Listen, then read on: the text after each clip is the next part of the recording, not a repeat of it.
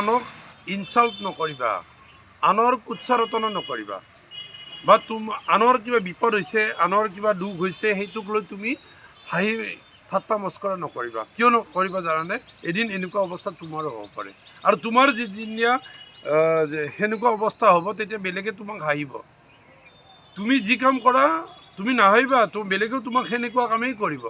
আৰু সেইকাৰণে ভগৱান শ্ৰীকৃষ্ণই গীতাত কৈছে যে তুমি সৎভাৱে শুদ্ধভাৱে নিজৰ কৰ্ম কৰা, আৰু এই কৰ্ম কৰোঁতে বেলেগে কি কৰিছে সেইটোক চাই তুমি নাহাঁহিবা।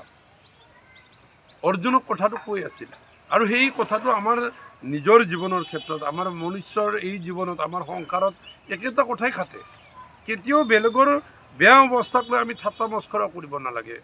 এদিন এই অৱস্থা আমাৰ হ'ব, এই অৱস্থা তোমাৰো হ'ব, এই অৱস্থা আমাৰ সকলোৰে হ'ব পাৰে। আৰু সেইকাৰণে আমি নিজৰ কৰ্মৰ যিটো দায়বদ্ধতা, সেই দায়বদ্ধতাটো মানি লৈ আমি সৎ পথত থাকি নিজৰ কৰ্ম কৰিব লাগে। কাকো ঠাট্টা মস্কৰা কৰিব নালাগে।